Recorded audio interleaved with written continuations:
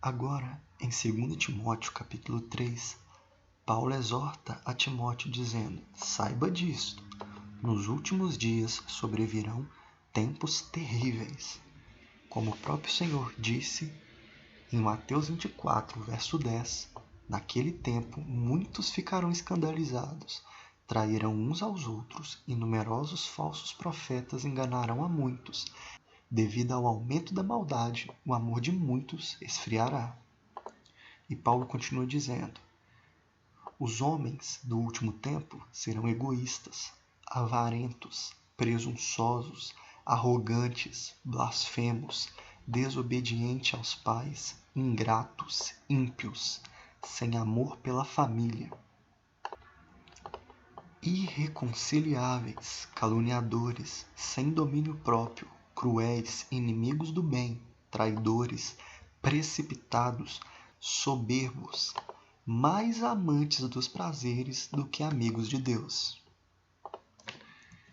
tendo aparência de piedade, mas negando o seu poder. Afaste-se também destes, como o Senhor Jesus nos disse em Mateus 7,15.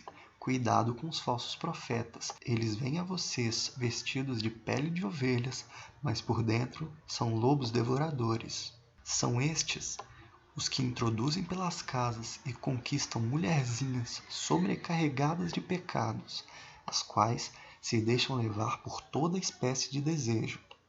Elas estão sempre aprendendo, mas não conseguem nunca chegar ao conhecimento da verdade. Paulo aqui cita dois nomes de uma história do Antigo Testamento. Como Janes e Jambres se opuseram a Moisés, estes também resistem à verdade. Em Êxodo capítulo 7, no momento em que Moisés estava diante de Faraó, o Faraó, porém, mandou chamar os sábios e feiticeiros e também os magos do Egito, e fizeram as mesmas coisas por meio de suas ciências ocultas. Janes e Jambres faziam parte desses magos do Egito, e cada um deles jogou uma vara no chão, e estas se transformaram em serpentes, mas a vara de Arão engoliu as varas deles. Isso está escrito em Êxodo capítulo 7. E pela tradição dos judeus, Paulo reconhecia Janes e Jambres como alguns desses magos. E ele diz que os falsos profetas desses últimos dias também resistem à verdade, como Janes e Jambres se opuseram a Moisés. A mente desses falsos profetas é depravada, eles são reprovados na fé, mas, versículo 9, não irão longe, porém, como no caso daqueles, Janes e Jambres, a sua insensatez se tornará evidente a todos. Mas você, Timóteo, tem seguido de perto o meu ensino, a minha conduta, o meu propósito, a minha fé, a minha paciência, o meu amor, a minha perseverança. As perseguições e sofrimentos que enfrentei, coisas que me aconteceram em Antioquia, Icônio e Listra. Nós podemos ver esse caso em Atos capítulo 13, que de Perge os apóstolos perseguiram até Antioquia da Pisídia, e no sábado entraram na sinagoga e se assentaram.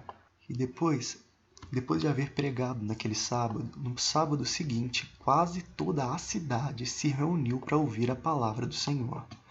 Quando os judeus viram a multidão, ficaram cheios de inveja e, blasfemando, contradiziam o que Paulo estava dizendo.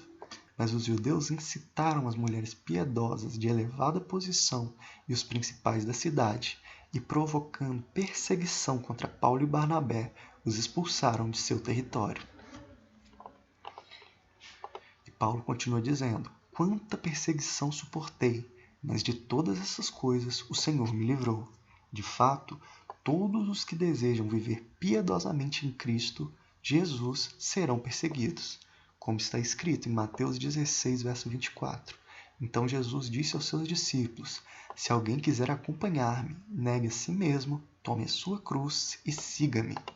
Contudo, os perversos e impostores irão de mal a pior, enganando e sendo enganados. Quanto a você, Timóteo, porém, permaneça nas coisas que aprendeu e das quais tem convicção, pois você sabe de quem o aprendeu. Porque desde criança você conhece as sagradas letras que são capazes de torná-lo sábio para a salvação mediante a fé em Cristo Jesus. No verso 16, toda a Escritura é inspirada por Deus e útil para o ensino, para a repreensão, para a correção e para a instrução na justiça, para que o homem de Deus seja apto e plenamente preparado para toda boa obra. E assim termina 2 Timóteo capítulo 3.